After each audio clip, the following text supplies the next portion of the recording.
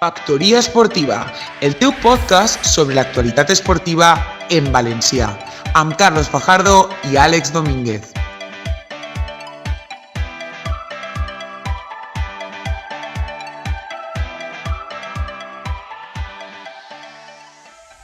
Benvingudes i benvinguts de nou a Factoria Esportiva. Comença així el segon programa de la nostra primera temporada, que és nou projecte.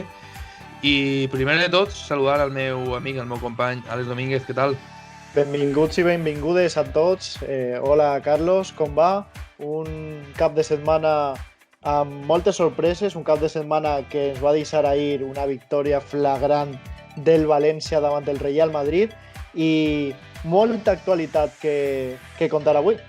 Sí, molta actualitat. Si vols, comencem amb el sumari. Com bé has comentat, parlarem en primer lloc de la victòria del València Club de Futbol davant del Real Madrid. A continuació, parlarem de l'empat del Llevant en la seva estrena del Wembley dos Riols. A continuació d'aquesta informació sobre el Llevant, parlarem del ridícul que va fer el València Bàsquet i un poc l'opinió d'un servidor sobre l'actualitat del València, les lesions i com és la situació que viu Jaume Ponsarnau, a més d'una notícia d'última hora. Una opinió molt controvertida, perquè sí. xarxes socials està... Sí, tiren fum, sí. Així és. Bueno, i una notícia d'última hora en quant a lesionats, que Mike Toby té un esguinç al genoll esquerre i de moment València Bàsquet no ha anunciat quan serà la durada de la lesió. I per a tancar el programa tindrem el nostre apartat poliesportiu, on parlarem de motos, perquè aquest cap de setmana hem tingut carrera Gran Premi així a València, al circuit Ricardo Tormo. També parlarem de rugby, que ha arribat la primera victòria a les Abelles en la divisió d'honor. Parlarem de vòlei, que les xiques del Leleman guanyarem davant de l'Almeria i els xics no jugaren. I per últim, donarem una pinzellada de l'actualitat del pàdel que ha tingut lloc a Alacant. Així que, si vols, si te pareix, Àlex, comencem amb la teua crònica sobre el primer partit, primera victòria. Una victòria que ha fet història, no? I aquesta victòria al Madrid, que ha sigut per 4-1, i crec que millor que jo doni pas, dona'l tu i fes una anàlisi del partit. Una victòria històrica que anem a escoltar ara en la crònica d'ahir. El València ha guanyat per 4-1 a un Real Madrid que arribava a València després de la seva victòria en Champions. Un partit que es complicava molt als primers minuts, al minut 20 amb el gol de Benzema, però un partit on es ha fet història, un partit on per primera vegada en tota la història de la Lliga el Real Madrid ha rebut 3 penals en contra. 3 penals que ha convertit un valencià. Un valencià que ha rebut moltes crítiques, un valencià al que se li demanava més. Eixe valencià és Carlos Soler. Carlos Soler, que ha convertit els 3 penals per a donar la victòria al conjunt de Javi Gracia. I és que Gil Manzano avui ha fet una bona actuació, però gràcies al VAR és com s'ha pogut fer aquesta història. Un València que arriba amb molts problemes institucionals, la marxa de Kondogbia, però quan arriben els equips grans, quan arriba el Real Madrid, quan arriba el Barça, el Sevilla, sempre dona la cara, sempre competeix i avui l'ha tornat a demostrar. Un València que ha fet 4 gols i com al 35 i al 45 ha fet la seva major golejada al Real Madrid per 4-1. I és que Carlos Soler pot portar l'equip a l'esquena. Carlos Soler pot portar l'equip a l'esquena i l'està demostrant. ha repetit el penal al mateix lloc on l'havia llançat i l'ha aconseguit, i és per estar molt orgullosos del futbolista valencià que està demostrant altra vegada que pot ser fonamental en aquest equip. L'altre que no puc fer a banda és José Luis Gallà. José Luis Gallà, que és el capità. José Luis Gallà, que ha fet un partit impressionant per el carril esquerre. Primer amb Cherisev i després amb l'altre valencià, Toni Lato. Avui se n'anem a dormir amb molta alegria, perquè el València es mereixia una victòria com esta i perquè el València no està mort. El València està sí, el València té molts problemes, però el València ha tornat a demostrar que és un equip gran. Amb un València se n'anem molt feliços. I aquestes són les paraules d'ahir d'un servidor quan el València va guanyar 4-1 a un Real Madrid que passava per València dient aquest equip està mort. Però sí. No, el València no està mort, Fajardo. El València sempre que rep els equips grans sempre està a l'altura. Un València amb un Carlos Soler estrelar. Un Carlos Soler que va marcar 3 penals i 1 el va repetir, el que he dit a la crònica, i el va aconseguir. El va aconseguir amb molt de mèrit, un Carlos Soler molt criticat, que ha rebut moltes crítiques, però ahí està. Està amb els altres valencians, Gallà, Jaume, Lato, tots. Hugo Guillamón també, no? Hugo Guillamón. I aquest vaixell no es va caure, perquè ells estan damunt d'ell. Gil Manzano, altre protagonista del partit. Efectivament, que el divendres ressaltaves tu, no?, la seva presència a Mestalla. Un Gil Manzano molt criticat per el valencianisme, pels errors, i un Gil Manzano que ens va deixar 3 penals a favor del València. 3 penals històrics, perquè el Real Madrid nunca havia rebut 3 penals en contra en la història de la Lliga.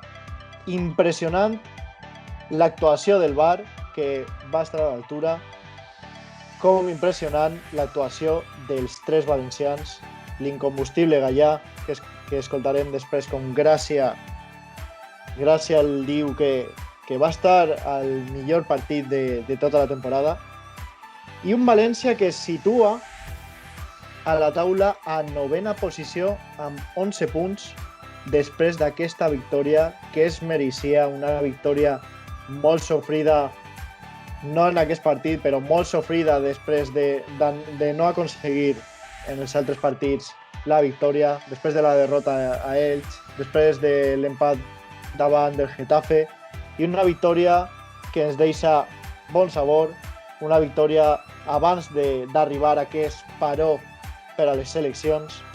I anem a escoltar a Javi Gràcia com diu que per primera vegada guanya el Madrid y com ha vist el partit. Bueno, pues hombre, ganar al Madrid como entrenador no lo había hecho. Y sí, varios empates, es cierto que bastantes empates, pero no lo había hecho. Y bueno, como jugador sí que alguna victoria, pero no muchas. No sé, yo creo que ha sido un partido muy completo, que para conseguir un resultado de ese tipo hay que hacer muchas cosas bien, tienes que tener esa dosis de fortuna, pero insistir, y creo que el equipo lo ha hecho un gran trabajo defensivo, un esfuerzo muy grande, y bueno, no suele ser también muy habitual que te piten 3 penaltis a favor, pero en mi opinión creo, y al ver las jugadas cuando se acercaba el árbitro, pues me han parecido situaciones, sobre todo las 2 manos han sido muy claras, la otra no he tenido la opción de verla. En ese aspecto creo que el equipo, como digo, el resultado es consecuencia de las cosas que el equipo ha hecho bien y de la insistencia y de la fe que ha mostrado desde el primer minuto hasta el último. Doncs ja hem escoltat el tècnic del València Club de Futbol i crec que tenim algun tall d'algú protagonista més, no? Tenim tal d'altre valencià, tenim tal de Guillamón, que ahí sí veía el partido. Sí, creo que bueno, desde el minuto 1 hasta el 90 el equipo ha estado concentrado, sabíamos lo que el partido al que nos íbamos a encontrar y bueno, creo que el equipo ha trabajado mucho, ha ayudado mucho al compañero, cada uno y bueno, al final nos llevamos estos 3 puntos que creo que van a venirnos muy bien. Nosotros al final confiamos en nuestro juego, en nuestros jugadores y a pesar de que ellos se han puesto por delante, creo que el equipo ha reaccionado bien, ha seguido jugando a lo que teníamos pensado y bueno, hemos empatado relativamente pronto y creo que eso también nos ayuda. La verdad es que bueno, a todos creo que nos hubiera encantado tener a la afición aquí, creo que desde casa también sentimos su apoyo y esperamos darle muchas alegrías este año. Y ahí sí parlaba Guillamón de la gran victoria aconseguida ahir. Una victòria que va sofrir molt Maxi, que no va anar a la selecció per molèsties al genoll. Després del partit, no? Després del partit, que va estar molt perseguit per la defensa del Real Madrid. Molt perseguit per Sergio Ramos, que va estar damunt d'ell tot el partit. I altre protagonista, Gonzalo Guedes. Un Gonzalo Guedes que donàvem així com titular, un Gonzalo Guedes que pensàvem que anava a jugar, i un Gonzalo Guedes que no va jugar ni un minut, Carlos. Sí, és notícia que el jugador referent de València, sobretot per la xifra que es va pagar per ell, no tinga protagonisme. Més de 50 milions, recordem, i damunt que va ser Rubén Sobrino, per exemple, davant d'ell. Sí. No estem morts. El valencianisme no està mort i el València no està mort. Anem a escoltar a Javi Gràcia com parla dels valencians que ahir van donar tot per l'escut y anem a escoltar com parlava de Carlos Soler. Con respecto a Carlos, bueno, sí que es cierto que después de que en ese primer penalti pues sucedieran todo ese tipo de cosas, pues yo he hablado con él y he hablado con Dani, que podía ser el siguiente lanzador y él se ha reafirmado en que quería seguir tirando y pues se le ha transmitido toda la confianza por parte de sus compañeros y por mi parte en que siguiera tirando. Bueno, le ha mostrado una gran personalidad, porque lo que no era fácil en el día de hoy, pues eso, ir tirando y lo que ha sucedido, luego otro y de la manera que lo ha lanzado. Yo no tenía ninguna duda porque lo veo entrenando y lo veo la seguridad que tiene en los tiros y de la forma tan diversa que los puede tirar. Por lo tanto, en eso no tenía ninguna duda de que iba a ser capaz de meterlos, pero sí que ha mostrado esa personalidad como la mostró en el último partido, lanzando en el último minuto. I així parlava Javi Gràcia de la personalitat del futbolista valencià i no sols parlava d'ell, sinó també de José Luis Gallá, l'altre protagonista del partit. Bueno, yo tengo que decir que es el mejor partido de José desde que estoy aquí. Es cierto que siempre mantiene un nivel bueno y lógicamente eso es lo que le lleva constantemente a defender los colores de la selección, pero hoy en mi opinión creo que ha hecho un partido muy completo, en defensa muy exigente como el resto de la línea. Creo que parte del éxito de hoy, aparte de conseguir hacer 4 goles, ha sido el trabajo del equipo en defensa y en concreto también de la línea defensiva, con mucho esfuerzo por reducir espacios, con mucho esfuerzo por bascular, siendo valientes y ayudando a que el equipo pudiera ejercer una presión más efectiva en campo contrario. Y bueno, José ha sido partícipe de todo ese trabajo. Un José Luis Gallá que va estar impressionant e incombustible a la banda esquerra i, com diu Javi Gràcia, és el millor partit d'aquesta temporada del futbolista valencià. Un jugador del València, un valencianista que, com bé deies tu ahir, de Pedreguer, que hem vist créixer, que hem vist criar-se al València i que cada volta té més protagonisme a l'àmbit nacional. I així que fins així l'actualitat del València Club de Futbol. I si te pareix bé, anem a l'altra banda del riu, que està en la mateixa banda del riu realment, però anem al barri Orriols, creuem Blasco Ibáñez i conta'ns l'actualitat del Llevant, que va empatar ahir 1-1 davant l'Alavés. Un Llevant que va estrenar la nova cúpula, la nova construcció de l'estadi Ciutat de València i que necessitava que jugar a casa i no jugar a la ceràmica o altres llocs, perquè aquesta és la seva verdadera casa, i va empatar a 1 davant l'Alavés, altre equip que no està en el seu millor moment, però que va aconseguir aranyar un punt del Ciutat de València, i el va aconseguir amb gol de Lucas Pérez al minut 4. Al minut 34 va arribar l'expulsió d'Edgar Méndez i al minut 51 el gol de Morales, però el Llevant no va aconseguir, no està aprofitant aquestes situacions de targeta roja per al rival, no va aconseguir posar-se per davant. I així el Llevant finalitza la seva jornada amb 8 partits i 6 punts, amb un Paco López molt criticat per l'afició granota. Sí, i molt qüestionat, Molt qüestionat per la seva afició, i un Paco López que no va poder comptar amb Roger Martí, altre futbolista que donaven com a possible titular, però la situació del Covid és tan canviant que el dissabte va arribar les notícies i la comunicació del Llevant que va dir que Roger Martí no podia jugar aquest partit. I així... Si vols, sí. Efectivament, amb això, amb aquestes últimes informacions, tanquem el bloc de primera divisió masculina i, si vols, n'anem a l'actualitat al futbol femení. Així és, una lliga femenina que arriba a la seva jornada 6. Fins a 4 partits aplaçats aquesta jornada per el Covid-19, el Rayo Vallecano Real Betis, l'Espanyol Atlètic, el Madrid Logroño i el Llevant Barcelona. Un Llevant 13è a la taula amb 4 punts en 3 jornades. Estem a la jornada 6, sols ha disputat 3 jornades, i un Llevant que no ha pogut jugar els 2 últims partits davant Real Madrid i Barcelona per aquesta situació del Covid.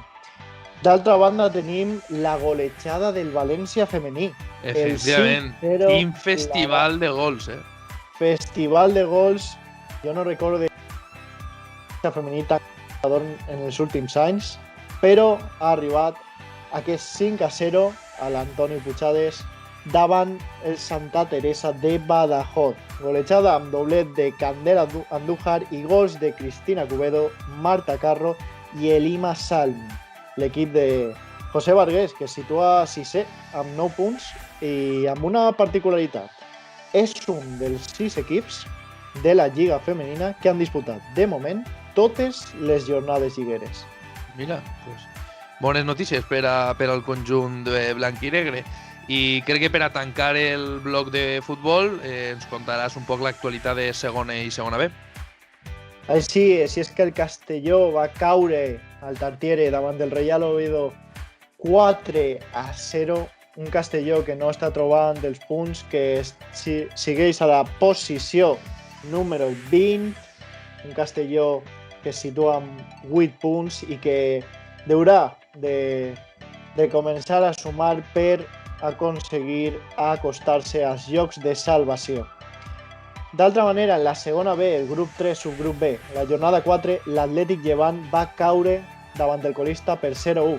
La Nucia, que va guanyar a la Ciutat Esportiva de Bunyol, i un Llevant que porta 2 punts en 4 jornades, a més amb a soles un gol a favor en aquests 4 partits. Preocupant l'inici de l'equip de Luis Tevenet, que es troba a la 8a posició, molt a prop dels llocs de descens. I d'altra banda, els Arcs l'Orihuela guanyava 2-1 a un València Mestalla, que es va posar per davant amb un gol de Pablo González, un golàs espectacular a la primera part.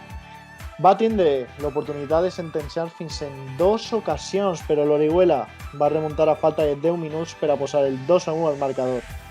I és que el Mestalla es situa a posició 3 punts.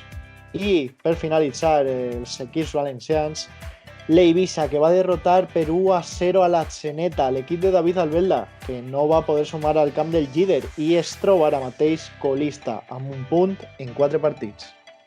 Molt bé, doncs fins així tota la informació sobre el futbol valencià. Moltes gràcies, Àlex. I ara passem al bloc del bàsquet, perquè també tenim notícies, no a l'apartat femení, perquè recordeu, com comentàrem al primer programa, la secció femenina descansa per finestres FIBA, però la secció masculina continua i després de guanyar un gran partit davant l'Olimpia de Milano, possiblement un dels rivals més forts de l'Eurolliga i que col·loca València Bàsquet quart amb un partit menys que la resta, va esdevindre una derrota que jo crec que va ser la pitjor versió del València Bàsquet des de fa temps. Moltes baixes, molts partits acumulats, molt cansanci, i tot això ho analitzarem en el següent bloc.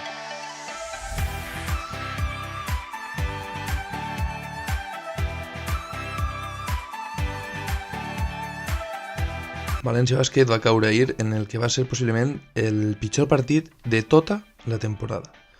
Va caure davant un Burgos que el seu xoc va ser molt fluid. Va ser un xoc en el que el valor circulava per fora de la zona, els seus jugadors exteriors van tindre molt encert i València Bàsquet no va saber arribar a aquests tirs. Destacar com no l'actuació de Jaciel Rivero, que va fer i desfer. València Bàsquet no va saber parar al jugador sud-americà. Tampoc va saber parar aquesta pluja, uns dies que està plovent tant, aquesta pluja de triples. Sembla que l'equip de Jaume Ponsarnau es pren els partits de Lliga com si foren entrenaments.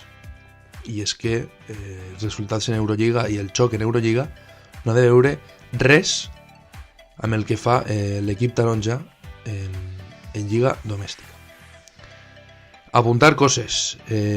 Kalinic no apareix en tot el partit, que estava sent la pedra que mantenia l'equip, la pedra angular que mantenia l'equip en tots els partits. Tampoc apareix un Bojan Dublevic, que encara hi fer bones estadístiques no va estar al partit, i és la realitat, no va estar. Mike Toby, Joan Sastre, San Emeterio i, com no, la lesió que coneixíem a l'inici de setmana, Vanya Marinkovic. 4 baixes que estan pesant molt en l'equip taronja i que esperem no pesen molt més. Sí que és cert que que ahir el València Bàsquet va jugar amb Guillem Ferrando, Gilmar, Pradilla i Josep Puerto. Josep Puerto, que ja va consolidant-se com a jugador de primera categoria, però que encara hi ha això, són 4 jugadors amb molt poca experiència. Podem mirar i traure excuses de qualsevol lloc, però realment el problema està en que els propis jugadors es prenen la lliga domèstica com a entrenaments i solament cal veure l'actitud i el ritme del partit. Sí que és cert que molta gent està apuntant més cap a la figura de l'entrenador, no? O sigui, porta uns anys que Jaume Ponsarnau és totalment el punching ball, no? Tot el que València Bàsquet no fa bé acaba repercutint en la figura de Jaume Ponsarnau. I de fet, se li diu que és un entrenador de l'EV, no? Val. Ara més avant comentaré unes dades sobre si és entrenador de l'EV o no, si se pot considerar entrenador de l'EV o no.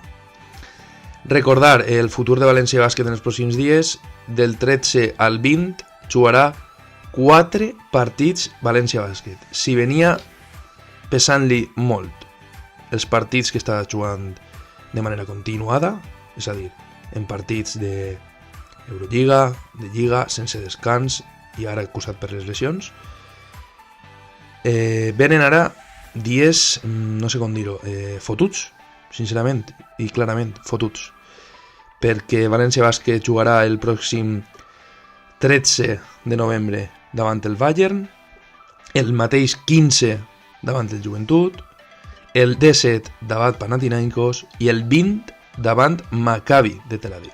És a dir, València Bàsquet ahir, possiblement, es va prendre un dia de descans, perquè el partit va ser totalment horrible. Tornant a la figura de Ponsarnau, per què dic que no és un entrenador LEB? Per a mi, perquè solament ha estat com a entrenador en LEB mitja temporada, és a dir, totes les opinions que diuen que Jaume Ponsarnau és un entrenador de LEB que sempre ha entrenat en LEB és mentida. És mentida. Perquè Jaume Ponsarnau ha entrenat mitja temporada en LEB. En aquesta mitja temporada va entrenar a Ricó Manresa. Un Manresa que portava 4 temporades intentant pujar a ACB. I no ho va aconseguir. Fins que Jaume Ponsarnau va arribar a la banqueta després que fora destituït Òscar Quintana. Llavors, a partir d'eixa mitja temporada, Jaume Ponsarnau va aconseguir consolidar un projecte en ACB amb un pressupost que ja sabem que no és dels punters, i va estar des de la temporada 2008 fins a la 2013, és a dir, 5 temporades continuades, amb un Manresa en primera divisió, després d'estar intentant-ho 4 temporades. Després, per tots els sabuts, la seva trajectòria, és a dir, acaba a Manresa, se'n va a Sant Sebastià, a Donosti, talla en Donosti i acaba caient a l'estaf tècnic de València Bàsquet. Si parlem de trajectòria, crec que, bueno, sí, és curta, però perquè ell és jove, hem de reflexionar en l'edat que va fer pujar un equip ACB, en 36 anys. És a dir, segurament tindria jugadors de la seva edat o un poquet més joves. Té molt de mèrit. Però és que, a més, aconseguís consolidar un projecte en ACB. I, a més, si voleu parlar de dades, anem a parlar de palmarès. Perquè pensareu que n'hi ha molts entrenadors espanyols de la Lliga ACB que estan per davant d'ell en palmarès. Vaig a ressaltar noms propis. Pedro Martínez, el gran entrenador que a València Bàsquet li tenim gran estima. Té 13 títols, dels quals 3 són en categoria júnior, és a dir, 10 com a professional. Porfi Fisac, 7 títols, dels quals 2 són en LEB Plata i un és un campionat U16, és a dir, 4 títols. Peñarroya, 7 títols, però 2 són, una competició de Lliga EVA i un altre LEB Plata, és a dir, no professional. Per tant, 5 títols. Xus Vidorreta, 15 títols, dels quals hem de llevar una primera nacional, que per a que vos situeu és en la categoria on jo jugue, una persona que no és professional, òbviament. Dels 15, tornem, primera nacional, 3 lligues EVA, 2 LEB Platas, és a dir, de les 15, solament 9 títols professionals. Ivonne Navarro, un altre referent que podríem mesurar-ho i comparar-ho amb Jaume Ponsarnau per ser un entrenador jove. 10 títols. Ivanovic, el gran entrenador, que hem de remarcar una cosa, li trau 17 anys d'experiència. 17 anys d'experiència. Ivanovic té 19 títols. Dels quals, d'aixòs 19, 4 són a Suïssa. És a dir, una lliga equivalent així a una LEB fluixeta. I ara venen els títols de Jaume Ponsarnau. Un Jaume Ponsarnau que té 20 títols. Solament és superat per Pablo Lasso, que té 25. Un entrenador, Jaume Ponsarnau, que amb 49 anys és el segon entrenador amb millor trajectòria i millor palmarès després de Pablo Lasso. I un entrenador al qual li fan cas, sí que és cert que moltes mesures o molts cincs inicials són millorables. Moltes coses són millorables. Però el que és innegociable és que els jugadors no tinguen actitud. S'estan prenent l'ACB com a entrenament. Jo puc entendre que queda molt per a la Copa del Rei i que l'objectiu en el vestidor és arribar a la Copa del Rei, siga 8è, siga 7è. Estic segur que la derrota d'ahir no va preocupar al vestidor de València Bàsquet més del que preocuparia una derrota en ACB normal. Doncs aquest és el meu anàlisi. La meva opinió és que la gent que vol fer fora a Jaume Ponsarnau de l'entitat taronja és o bé perquè directament li cau malament, cosa que m'estranyaria perquè Jaume Ponsarnau és una persona impecable. Per resultats vull pensar que no, perquè per molt que es facin memes sí que és veritat que Jaume Ponsarnau aconsegueix els seus objectius. I recordem, el València Bàsquet va 5è empatat en el quart en Eurolliga amb un partit menys. És a dir, València Bàsquet està assolint, però de lluny, un objectiu que era quedar entre els 8 primers d'Eurolliga. Queda molta feina per fer, Jaume Ponsarnau segurament s'equivoque molt més, però la situació actual en Lliga ACB no ve de la mà de Jaume Ponsarnau, ve de la mà de la falta d'actitud de jugadors de València Bàsquet. Toca reflexionar, toca donar una espentona als jugadors i toca canviar la dinàmica. I així analitzava Carlos Fajardo l'actualitat del bàsquet. Molta diferència en l'equip en Eurolliga i en Lliga. Sí, vivim dos realitats diferents. Sembla que eres un dels millors equips en Europa. Pareix que... Bueno, pareix no, la taula ho reflexa. Estàs entre els 5 millors equips d'Europa i després en Lliga te guanya el Betis, te guanya, sí que és veritat, el Burgos, però te guanya de la manera que te guanya. La primera part contra el Madrid és llastimosa. Llavors, sí que és veritat que estem veient un València Bàsquet en Europa molt fort, molt gran, molt ordenat, amb molt de caràcter, i un València Bàsquet en Lliga ACB que és tot el contrari, un equip al que qualsevol equip pot treure colors, un equip que cada volta li costa més generar avantatges en camp rival i en defensa deixa molts espais a la seva zona. Així que veurem quina és la fórmula que troba l'staff i Jaume Ponsarnau per a que la Lliga també siga important. Jo, la meva opinió, crec que és que encara no tenen la pressió d'entrar o no entrar en Copa perquè, recordem, queden 9 jornades. Això te n'anava a preguntar. València Bàsquet està a temps d'arribar a la Copa? Sí, de fet, queden 9 jornades, com acaba de dir. Queden... crec que està el València a 2 victòries. Matemàticament hi ha moltes possibilitats. Jo crec que València ara pujarà una marxa quan comença a recuperar a la gent. Recordem que Vanja Marinkovic serà la baixa més llarga.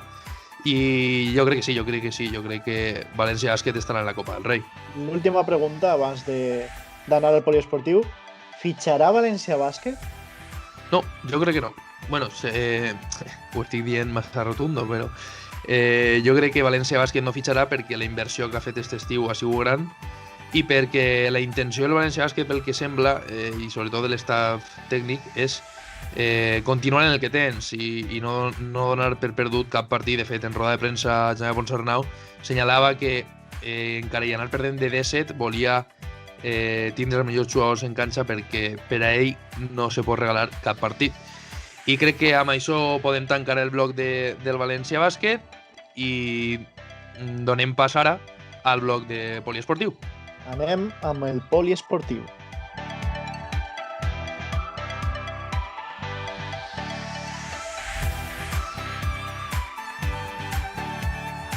Ja estem de volta i és temps del bloc poliesportiu. Com hem comentat abans, parlarem de vòlei, parlarem de rugby, parlarem de motos i parlarem de pàdel. Comença el nostre company Àlex amb l'actualitat del vòlei, que crec que té una rectificació d'algo que he clavat la pota ahí. Sí, perquè l'Eleman femení no va aconseguir guanyar a l'Almeria. I és que va estar molt a prop, però en el tie-break va perdre 2-3 amb el conjunt andalús. Es troba a la 6ª posició, a temps de tot, i a veure si aquesta setmana té més sort que aquesta. Bueno, i compta'm ara l'actualitat del rugby, perquè crec que tenim bones notícies, no?, a l'equip de les Abelles. Així és, debut a casa, remuntada i victòria. Les Abelles han guanyat per 24-22 a la Complutense Cisneros.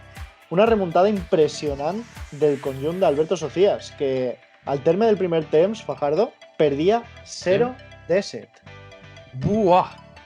Ens està acostumant el conjunt valencià. Remuntada, no? Remuntada. Ens està acostumant el conjunt valencià a aquestes remuntades èpiques. Sí. I és que els assajos de Lucas Martín, Diego Jiménez i el col de peu d'Edu Sorribes permeten a les Abelles col·locar-se en 4ª posició, Fajardo, quarts a Divisió d'Honor, amb una victòria i un empat. Recordem que en el partit anterior aconseguiren empatar en Getxo a l'últim segon del partit. Així que les Abelles, que continua remuntant partits i que, com bé ha assenyalat, ja ocupa la 4ª posició a Divisió d'Honor. I anem amb les motos, no?